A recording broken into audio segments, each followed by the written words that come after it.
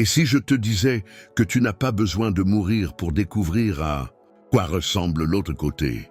Ça peut sembler fou, mais les preuves pointent vers quelque chose d'encore plus surprenant. Tu es déjà en train de vivre la vie après la mort, ici et maintenant. Et ce qu'il y a de plus intriguant, c'est que les indices ont toujours été juste sous ton nez. Cela remet en question tout ce qu'on nous a enseigné et va à l'encontre de ce que beaucoup croient.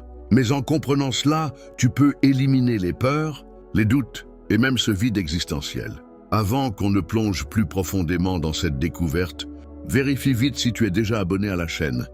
Et n'oublie pas de laisser un petit like parce qu'il y a encore beaucoup à venir. Imagine un instant que tout ce que tu considères comme réel soit en réalité une conséquence de ta conscience et non l'inverse. Ça peut sembler insensé, mais c'est exactement ce que suggèrent d'anciennes traditions spirituelles et même certains chercheurs modernes. La conscience ne serait pas un sous-produit du cerveau, mais le principe fondamental qui existe avant la matière. Tu vois cette sensation de déjà-vu, ce moment où tu jurerais avoir déjà vécu cette scène.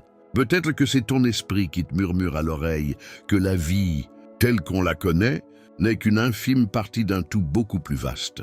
Et si cette vie que nous menons n'était qu'une simple continuité de plusieurs autres, comme un livre infini où chaque existence est un chapitre que tu as déjà écrit, mais oublié. Changer de vie, c'est comme changer de vêtements. Le corps s'en va, mais ce que tu es vraiment continue. La conscience traverse les époques, les histoires et même les illusions du temps. Un exemple fascinant est celui des enfants, qui, sans jamais avoir étudié, décrivent des événements historiques avec des détails troublants, comme raconté dans le livre Return to Life de Dr. Jim Tucker. Alors si la conscience est éternelle et le corps est temporaire, la question inévitable est: que sommes-nous en train de répéter sans nous en rendre compte? Qu'est-ce que nous portons d'autres vies sans même le savoir? Est-ce que cette peur irrationnelle, cette capacité inexplicable ou cet amour au premier regard aurait des racines plus profondes qu'on ne l'imagine? Peut-être bien. Et la réponse commence peut-être à émerger lorsqu'on observe ce qu'on appelle les cycles de vie. Et si je te disais que cette sensation de déjà vécu n'est pas qu'une impression? La vie, à ce qu'il semble, est construite comme un cycle continu d'apprentissage. Chaque répétition, chaque erreur récurrente, chaque défi qui revient sans cesse est en réalité un message subtil de l'univers. Pense à ces moments où tu te dis « Pourquoi est-ce que ça m'arrive toujours à moi ?» Peut-être que la vie essaye patiemment de t'enseigner une leçon que tu n'as pas encore complètement intégrée. Ces boucles se manifestent de différentes manières, des relations toxiques qui se répètent, des schémas professionnels qui échouent toujours, des décisions impulsives qui finissent en regret. C'est comme un jeu vidéo où tu recommences le niveau jusqu'à ce que tu apprennes à surmonter l'obstacle. Notre existence nous ramène toujours au point exact où nous devons évoluer. Un exercice concret. Essaye de noter, pendant une semaine, les schémas qui se répètent le plus souvent dans ta vie. Tu risques d'être surpris par ce que tu découvriras. Et si chaque déjà-vu, chaque impression de « ceci m'est déjà arrivé » était en réalité un clin d'œil de ton propre esprit, te disant « Et on est déjà passé par là, tu te souviens ?» Peut-être que ces échos du passé sont des invitations à changer de direction, à faire un choix différent de la dernière fois. Et quand on comprend cela, la vie cesse d'apparaître comme une prison de répétition et commence à se révéler comme une carte menant à quelque chose de bien plus grand. Une carte dessinée il y a des milliers d'années par des traditions et qui voyait le monde avec d'autres yeux. Bien avant que la science moderne n'ose parler de conscience ou de réalité alternative, des civilisations anciennes affirmaient déjà que la vie était comme un miroir, reflétant ce que nous portons à l'intérieur. Au Tibet, les moines disaient que le monde physique était une forme de purification après la mort, une épreuve continue pour que l'âme puisse se libérer. Le gnosticisme, quant à lui, affirmait que nous sommes prisonniers d'une réalité illusoire, créée pour nous pousser à l'éveil. Curieux de voir que ces idées millénaires commencent maintenant à être soutenues par des recherches en conscience quantique, n'est-ce pas? Si tu regardes les pratiques tibétaines, comme le livre tibétain des morts, Tu verras qu'elles décrivent la transition de la vie, à la mort comme un changement d'état de conscience, et non comme une fin. Et lorsque la science moderne explore des phénomènes comme la conscience hors du corps ou les souvenirs de vies antérieures, elle frappe à la même porte que ses anciens maîtres avaient déjà ouverte depuis des siècles. C'est comme si ce qui était autrefois considéré comme du mysticisme commençait enfin à être reconnu comme de la science de pointe. Alors, peut-être est-il temps de retrouver cette sagesse que nous avons laissée de côté dans notre course quotidienne. Des pratiques comme la méditation, le jeûne conscient et la connaissance de soi, enseignés dans tant de traditions, peuvent être les outils pratiques dont nous avons le plus besoin aujourd'hui. Et en adoptant ces habitudes, on commence à percevoir qu'il existe quelque chose au-delà de cette réalité concrète, quelque chose qui semble de plus en plus réel, quand on regarde la vie comme un grand code à déchiffrer. Et si la vie était en réalité une sorte de jeu de réalité virtuelle? Cela peut sembler sortir d'un film de science-fiction, mais de nombreux physiciens et chercheurs en conscience prennent cette idée très au sérieux. Ils suggèrent que l'univers ressemble davantage à une construction d'informations qu'à de la matière solide. Autrement dit, ce que nous voyons, touchons et ressentons serait un type de code avec lequel notre conscience interagit en permanence, comme si nous étions des joueurs dans un environnement immersif. Pense à un jeu vidéo. Le personnage ne sait pas qu'il y a un programmeur derrière, fixant les règles, les obstacles et les missions. Il en va de même pour nous. Chaque rencontre, chaque défi, chaque coïncidence impressionnante pourrait être une programmation intelligente, guidant notre évolution. Un exemple simple, parfois, une opportunité incroyable surgit de nulle part. Cela ressemble à de la chance, mais c'est peut-être un code que tu as toi-même contribué à écrire avant de naître, ajusté selon ta vibration actuelle. Et si c'est le cas, alors changer le jeu signifie changer le joueur.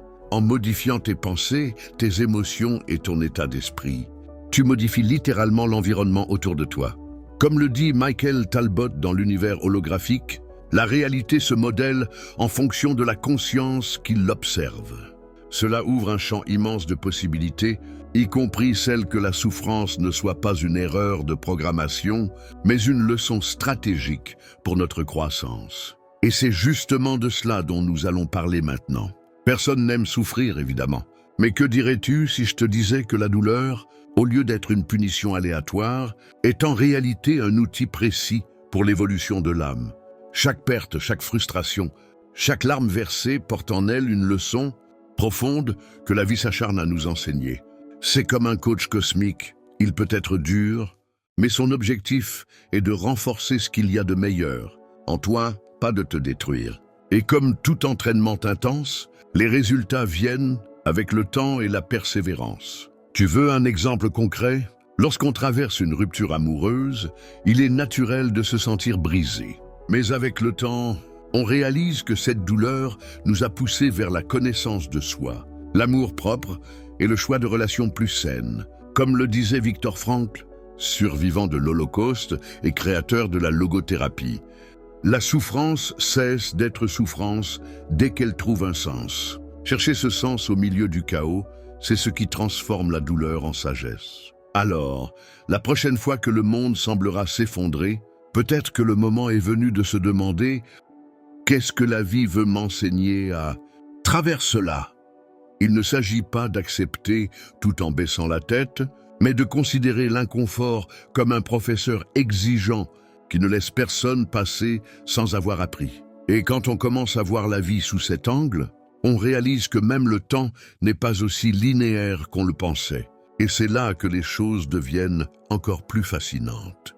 On grandit en croyant que le temps est une ligne droite. On naît, on grandit, on vieillit, on meurt, tout en suivant un calendrier bien rangé. Mais si je te disais que le temps ressemble bien plus à une spirale, remplie de détours, de superpositions et de rencontres inattendues, selon diverses traditions anciennes, et même selon la physique moderne, passé, présent et futur coexistent dans un enchevêtrement où tout influence tout.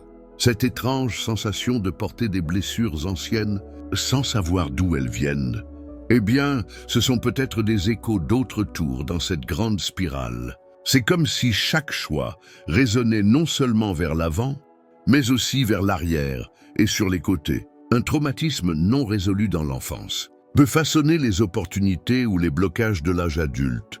De même, une guérison consciente aujourd'hui peut avoir un effet de résonance sur des souvenirs enfouis dans le passé.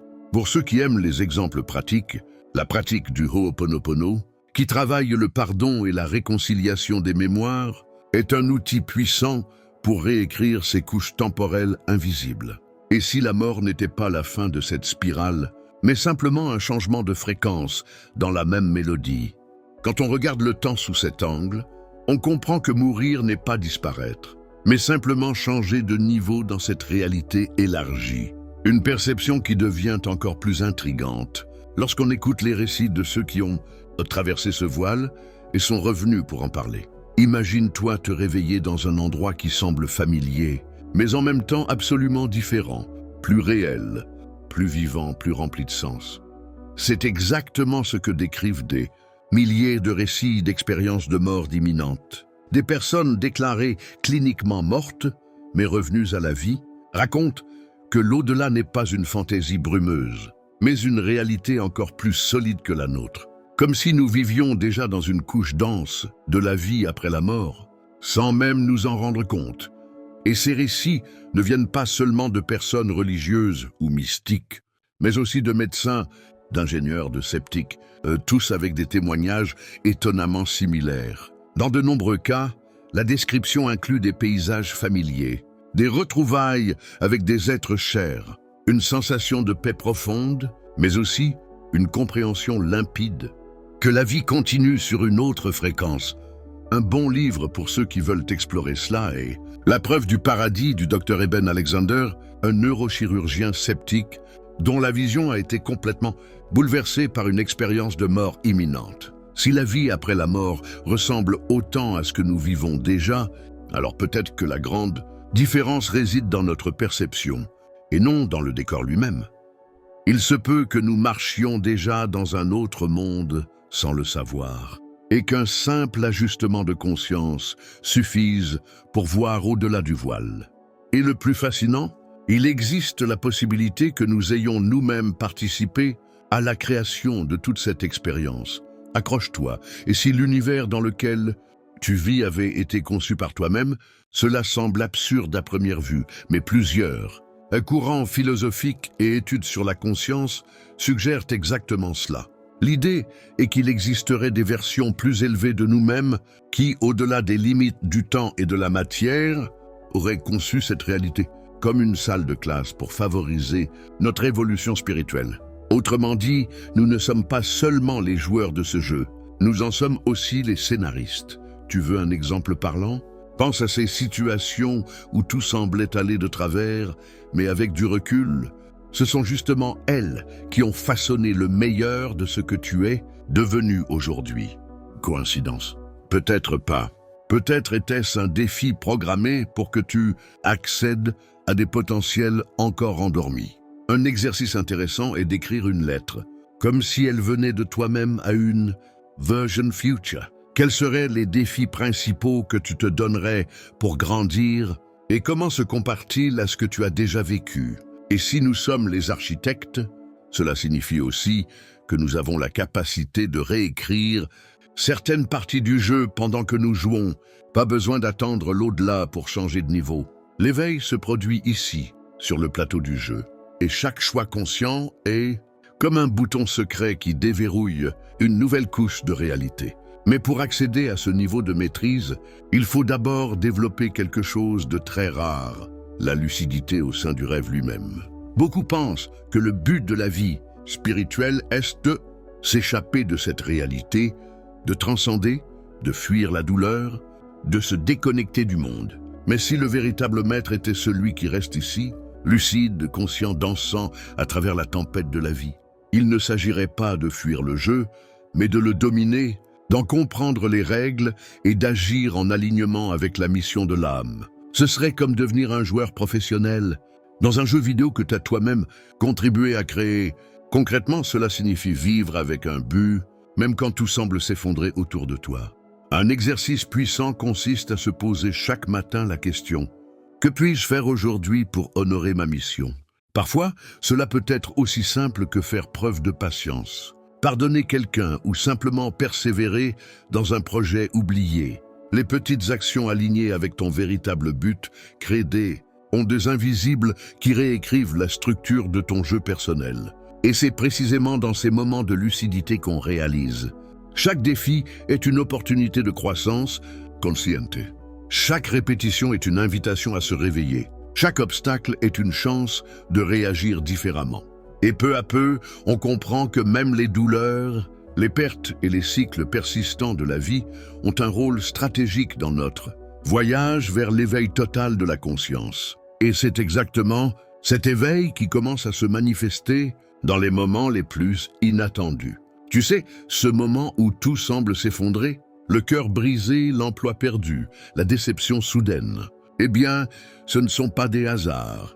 Chaque obstacle, chaque frustration, chaque douleur qui déchire la poitrine est en réalité un code secret programmé pour nous réveiller.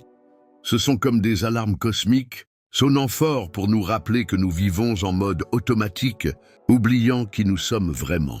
Et le plus étrange, c'est qu'en regardant en arrière, on se rend presque toujours compte que ce sont ces chocs qui ont véritablement transformé notre vie.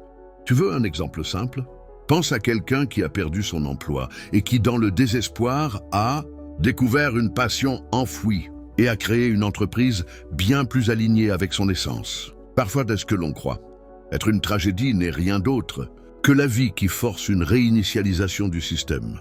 Un exercice intéressant consiste à se poser, à chaque grande crise, la question suivante: qu'est-ce que cela essaie de me révéler sur moi-même? Cette simple question a un pouvoir transformateur immense, capable d'ouvrir la porte de la conscience. Et ces déclencheurs ne se manifestent pas seulement dans les grands événements. Il peut s'agir d'une conversation inconfortable, d'une rencontre inattendue ou de cette impression étrange de déjà-vu en pleine rue. Ce sont de petits rappels, stratégiquement placés pour nous ramener à notre mission la plus profonde. Car la vérité, c'est que l'univers ne renoncera jamais à nous réveiller. Et plus on résiste, plus les signaux deviennent forts. Jusqu'à ce que nous soyons enfin prêts à percevoir l'intelligence derrière chaque événement. À première vue, le monde semble souvent chaotique, comme si rien n'avait de sens. Mais si l'on regarde de plus près, un motif subtil se dessine. Tout semble s'emboîter, comme si une intelligence invisible orchestrait chaque détail. C'est là qu'interviennent les algorithmes karmiques, des systèmes invisibles et d'une précision extrême, qui nous placent exactement dans les situations nécessaires à notre évolution. Rien n'est aléatoire, ni cette file d'attente interminable, ni cette remarque désagréable qui vous a déstabilisé. Pour mieux comprendre, pensez au fonctionnement des algorithmes des réseaux sociaux. Ils vous montrent exactement ce avec quoi vous interagissez le plus. Si vous vous irritez facilement, la vie semble vous envoyer encore plus d'occasions de tester votre patience. Si vous cultivez la gratitude, de petits miracles commencent à émerger dans votre quotidien. Un exercice simple consiste à tenir un journal émotionnel pendant 30 jours et à observer comment vos émotions façonnent la réalité autour de vous. Ces algorithmes ne sont pas là pour vous punir, mais pour vous entraîner. Chaque défi est une question. As-tu appris à gérer cela? Si la réponse est non, le test reviendra d'une autre manière jusqu'à ce que vous y parveniez. Lorsque vous changez, l'algorithme change. C'est comme si vous jouiez à un jeu vidéo à plusieurs niveaux, et chaque niveau dépend de la conscience avec laquelle vous avez traversé le précédent. Et c'est dans cette marche que l'on découvre la véritable source du pouvoir. Beaucoup pensent encore que le pouvoir, c'est l'argent, le statut ou le contrôle sur les autres. Mais le vrai pouvoir, celui qui déplace les montagnes invisibles, naît de l'intérieur. Il ne crie pas, ne se montre pas, n'a rien à prouver. C'est un état d'alignement intérieur, si profond que la réalité elle-même se plie à votre fréquence. Les personnes qui possèdent ce pouvoir n'ont pas besoin de convaincre. Leur simple présence transforme l'espace. Prenez l'exemple du Dalai Lama. Il ne commande pas d'armée, mais lorsqu'il entre dans une pièce, l'énergie entière se transforme. Un bon début pour accéder à ce type de puissance est de régler sa fréquence. Chaque matin, aligner son intention pour la journée, cultiver la gratitude, la confiance et le sens du but. Lorsque vous comprenez que votre champ énergétique est votre vraie force, les luttes extérieures perdent leur sens. Et c'est à ce stade qu'on se souvient de ce que les sages disent. Depuis des millénaires, le monde extérieur n'est qu'un reflet de l'esprit. Et si vous voulez changer le monde, commencez par regarder à l'intérieur. Cela peut sembler absurde au premier abord, mais de nombreuses traditions anciennes, et même la science moderne, pointent toutes dans la même direction. La réalité est une projection mentale. Hermétisme, gnosticisme, Vedanta, toutes affirment que l'univers est créé et modelé par la pensée. Ce n'est pas qu'une métaphore. Chaque pensée, chaque croyance, chaque émotion façonne, à un niveau invisible, le tissu même de la réalité. Le monde que vous voyez dehors est le reflet de ce qui se passe en vous. Un exemple simple, 2 amis vont à la même fête. L'un est anxieux, l'autre est plein d'enthousiasme. Pourtant, ils vivront 2 réalités complètement différentes. Essayez un jeûne de plainte pendant 7 jours, ne vous plaignez de rien. Ce petit changement a le pouvoir de transformer la façon dont la réalité vous répond. Si la réalité est mentale, alors inutile de vouloir changer le décor sans transformer les coulisses. Et c'est là que tout bascule. De victime du monde, on devient co-créateur conscient. Parfois, ce qui semble être une tragédie n'est en réalité qu'une réinitialisation imposée par la vie. Un exercice intéressant consiste à se demander, lors de chaque grande crise, qu'est-ce que cela essaie de m'apprendre sur moi-même? Cette question a un pouvoir transformateur immense, incapable de déclencher un éveil de la conscience. Et ce ne sont pas seulement les grands événements qui déclenchent ces prises de conscience. Parfois, c'est une conversation inconfortable, une rencontre inattendue, ou ce sentiment étrange de déjà-vu dans la rue. Ce sont de petits rappels stratégiquement placés pour nous ramener à notre mission supérieure. Car la vérité est que l'univers ne cessera jamais de tenter de nous réveiller. Et plus nous résistons, plus les signes deviennent forts, jusqu'à ce que nous soyons enfin prêts à percevoir l'intelligence derrière chaque événement. À première vue, le monde peut sembler être un grand chaos, où les choses se produisent sans logique ni raison.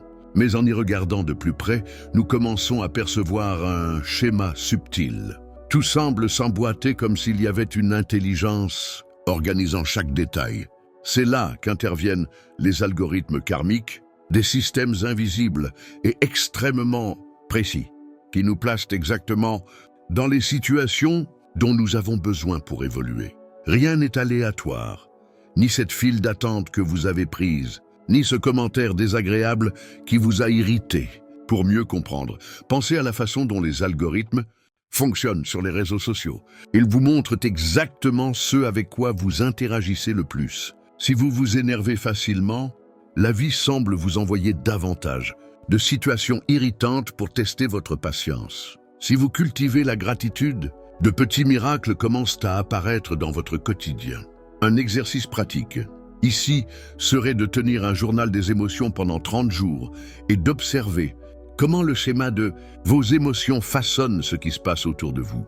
Ces algorithmes ne sont pas là pour vous punir, mais pour vous entraîner. Chaque défi est une question. Avez-vous appris à gérer cela? Si la réponse est non, le test revient sous une autre forme, jusqu'à ce que vous réussissiez. Lorsque vous changez, l'algorithme change. C'est comme si nous jouions à un jeu à plusieurs niveaux, où chaque niveau dépend de la conscience avec laquelle nous avons traversé le précédent. Et c'est dans ce parcours que nous trouvons la véritable source du pouvoir. Beaucoup de gens pensent encore que le pouvoir réside dans l'argent, le statut ou le contrôle sur les autres. Mais le véritable pouvoir, celui qui déplace des montagnes invisibles, naît de l'intérieur. Il ne crie pas, ne se montre pas, n'a pas besoin de prouver quoi que ce soit à qui que ce soit. C'est un état d'alignement intérieur, si fort que la réalité elle-même commence à se plier à votre vibration. Les personnes avec ce type de pouvoir n'ont pas besoin de convaincre qui que ce soit de quoi que ce soit. Leur simple présence transforme déjà l'environnement. Vous voulez un exemple réel? Pensez au Dalai Lama. Il ne dirige pas d'armée, ne commande pas d'empire, mais où qu'il aille, il change l'énergie d'un lieu entier. Cela se produit parce que sa fréquence intérieure est si élevée qu'elle rayonne vers l'extérieur, sans effort. Un exercice simple pour commencer à accéder à ce type de pouvoir est de prendre l'habitude d'ajuster votre fréquence chaque matin avant de quitter la maison. Alignez votre intention pour la journée en cultivant des sentiments comme la gratitude, la confiance et le but. Lorsque vous comprenez que votre champ énergétique est votre véritable force, les luttes externes perdent leur sens. Les guerres, les discussions, la compétition effrénée, tout cela commence à sembler être l'affaire de ceux qui n'ont pas encore compris le jeu. Et c'est précisément à ce moment-là que nous commençons à nous souvenir de quelque chose que de nombreux sages enseignaient déjà il y a des millénaires. La réalité que nous voyons à l'extérieur n'est qu'un reflet de l'esprit. Et c'est à l'intérieur que nous devons regarder si nous voulons vraiment changer. L'idée peut sembler absurde au premier abord, mais plusieurs traditions anciennes et même des études modernes pointent dans la même direction. Tout ce que nous appelons réalité est, au fond, une projection mentale. L'hermétisme, le gnosticisme, le Vedanta, tous parlent d'un univers créé et façonné par l'esprit. Et ce n'est pas seulement une métaphore. Chaque pensée, chaque croyance, chaque émotion façonne à des niveaux invisibles le tissu de la réalité. En d'autres termes, le monde que vous voyez à l'extérieur est en réalité le reflet de ce qui se passe à l'intérieur. Vous voulez un exemple pratique? Pensez à deux amis qui vont à la même fête. L'un est plein de problèmes, préoccupé, anxieux. L'autre est en paix avec la vie, ouvert à de bonnes expériences. Même dans le même environnement, ils vivront des réalités complètement différentes. Un exercice puissant pour comprendre cela en pratique est d'essayer un jeûne de plainte pendant 7 jours. Pas de plainte. Ce simple changement modifie déjà profondément la façon dont la réalité répond. Si la réalité est mentale, alors il ne sert à rien d'essayer de changer le scénario externe sans d'abord changer ce qui se passe dans les coulisses de notre conscience. Cette perception change tout. De victimes du monde, nous devenons des co-créateurs conscients.